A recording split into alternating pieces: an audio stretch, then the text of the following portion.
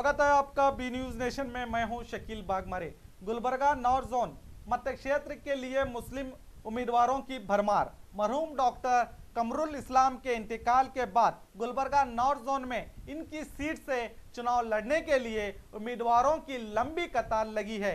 इसमें Congress, JDS, MIM और यहां तक के बीजेपी से भी मुस्लिम उम्मीदवार टिकट हासिल करने के लिए जोर लगा रहे हैं। तो आइए जानते हैं गुलबर्गा के नॉर्थ जोन के मौजूदा सियासी हालात का जायजा लेते हैं हमारे रिपोर्टर सुफियान खान से, जो इस वक्त हमारे साथ फोन लाइन पर मौजूद हैं।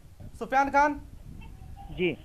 सुफियान खान, इस मर्तबा कमरुल इस्लाम के नॉर्थ जोन मत क्षेत्र से कांग्रेस के कितने नाम सामने आ रहे हैं, बता सकते हैं? कांग्रेस में तो 4 उम्मीदवार हैं, जैसे कि मिसेस कमरुल इस्लाम का नाम आया कमरुल इस्लाम के इंतकाल के बाद।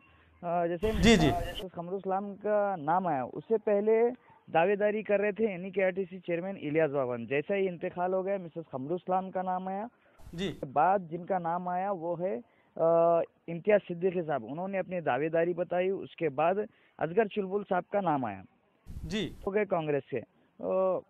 ये कांग्रेस के दावेदार हो गए। अच्छा। और बताइए कौन कौन दावेदार हैं अन्य पार्टियों से? जी, जेडीएस से जो है नासिर हुसैन उस्ताद हैं, जिसने लास्ट इलेक्शन भी कमरुल इस्लाम साहब के सामने किया था और उन्होंने 32,000 वोट लिए थे। तो वो काफ़ी टाइम से लीड में है और अपनी टीम बना रहे हैं। वो लास्ट टाइम केजीपी से इलेक्शन लड़े थे, जिसमें उनको 32,000 वोट हासिल हुए।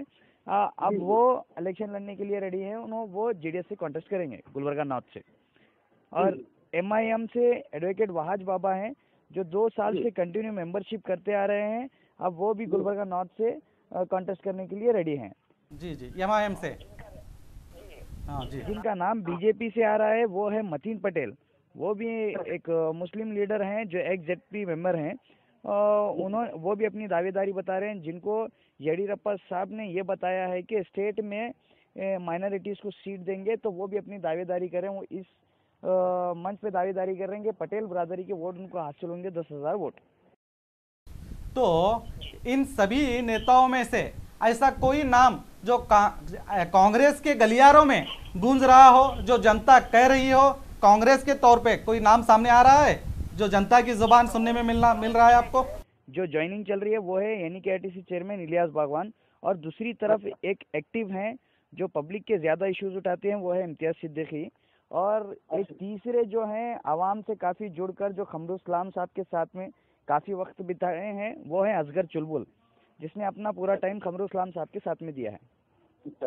नहीं, जब आप खुद कह रहे हैं कि कमरुल इस्लाम की बीवी जो कांग्रेस से वो भी इस दफा टिकट मांग रही हैं, तो आपको ऐसा नहीं लगता कि जबकि कांग्रेस पार्टी के लिए कमरुल इस्लाम ने अपनी पूरी जिंदगी लगा दी, सिंपैथी के तौर पर देखा जाए तो टिकट उन्हीं को मिल सकता है?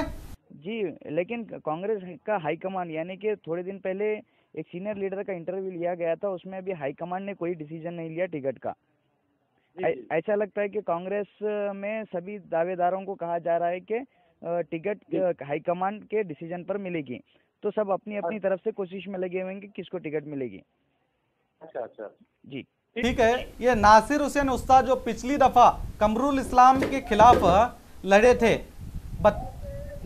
32,000 वोट हासिल भी किए थे आपके कहने के मुताबिक, और अब ये जेडीएस से चुनाव लड़ने की तैयारी कर रहे हैं। तो क्या जनता इन्हें अपना नेता इस बार चुन सकती है अगर वो दावेदारी में उतरेंगे तो? जी, एक तरफ अगर देखा जाए तो नासिर हुसैन उस्ताद की तैयारी पहले से चल रही है। और कमरुल इस्लाम के इंतकाल के बाद उनको काफ़ी लोगों का कहना है कि वो एक परफेक्ट लीडर हैं और यंग भी हैं, जो कि एक एजुकेटेड भी लीडर हैं। तो पब्लिक उनके तरफ जुड़ भी रही है। और एक तरफ है जो अवामी मसाइल को ग्राउंड वर्क में हल कर रहे हैं, वो हैं एडवोकेट वहाज बाबा, जो हर इशू में पहले आते हैं, कोई भी इशू हो। तो एक तरफ वहाज बाबा की भी ज्वाइनिंग चल रही है। ये दोनों पार्टी फिल वक्त अपनी अपनी तरीके से ज्वाइन कर रही है। लेकिन कांग्रेस में अगर देखा जाए तो NKRTC चेयरमैन इलियास बागवान, वो भी 2 दिन या 3 दिन में किसी तरीके की ज्वाइनिंग करते रहते हैं। सुफियान खान, आगे की जानकारी के लिए हम आपसे फिर जुड़ेंगे, तब तक के लिए धन्यवाद। मतीन पटेल जो बीजेपी से चुनाव लड़ने की बात कर रहे हैं और उनका कहना है कि उन्हें 10,000 पटेल बिरादरी का सपोर्ट हासिल है। सुनिए। आज के जो है ना, मैं उत्तर मध्य क्षेत्र का आकांक्षी हूँ, नॉर्थ का। मेरा नाम मतीन पटेल है। मैं जो है ना अल्पसंख्यक मोर्चा का स्टेट कार्यदर्शी हूँ और माजी झड़पी मेंबर हूँ और गुलबर्गा जिले का वक्फ बोर्ड का चेयरमैन रह चुका हूँ। आज जो बीजेपी पार्टी से मैं टिकट का भी मैं कोशिश कर रहा हूँ। ऑलरेडी येडियुरप्पा साहब से ये बार स्टेट में मुसलमान को टिकट देंगे बोल के आश्वासन दिए हैं। यहाँ क्यों टिकट पूछ रहे हैं हम बोले तो यहाँ मुसलमान लोग 60% हैं, इसलिए हम मेरे को टिकट देने से राज्य में एक अच्छा संदेश जाएगा और यहाँ एक सीट बीजेपी की जीतने की चांसेस है। इसलिए मैं वहाँ पे एक टिकट का आकांक्षी हूँ और 10 साल से मैं पार्टी में काम कर रहा हूँ। सभी जो आज जो हमारे गुलबर्गे में ख्वाजा बंदे नवाज और शरण बसप्पा का जो गुलबर्गा है, और मैं मोर्चे की तरफ से भी हमारे फयाज भाई, ख्वाजा भाई, मोदीन भाई, सब माइनॉरिटी मोर्चे वाले भी ऑलरेडी हाईकमांड को मिले हैं।